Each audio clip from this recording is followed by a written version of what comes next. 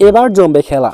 লাহোর কালান্দার্সের সাকিব আল হাসানের পর দ্বিতীয় বাংলাদেশি হিসেবে প্লে অফে খেলার জন্য ডাক পেলেন বাংলাদেশ দলের অন্যতম অলরাউন্ডার মেহেদী হাসান মিরাজ। ইতোমধ্যেই লাহোর কালান্দার্সে যোগ দিয়েছেন সাকিব আল হাসান। যোগ দিয়ে একটি ম্যাচও খেলে ফেলেছেন সাকিব। আর সেই ম্যাচেই লাহোর কালান্দার্সের প্লে অফের টিকিট নিশ্চিত হয়ে গেছে।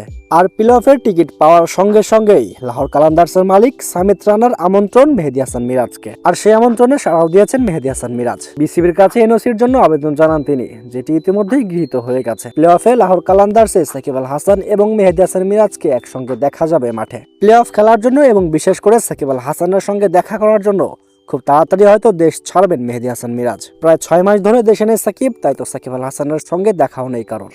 আর তাই তো জাতীয় দলের অনেক ক্রিকেটারই সাকিব আল হাসানকে মিস করছেন অনেক।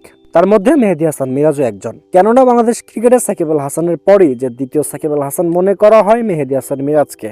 আর তাই তো সাকিব আল হাসানের সঙ্গে দেখা করার জন্য দ্বিতীয় সাকিব আল হাসান খুব তাড়াতাড়ি দেশ ছাড়বেন। আর দুই সাকিবকে একসঙ্গে মাঠে দেখার জন্য অপেক্ষায় থাকবে বাংলাদেশের কোটি কোটি ক্রিকেট প্রেমীরা।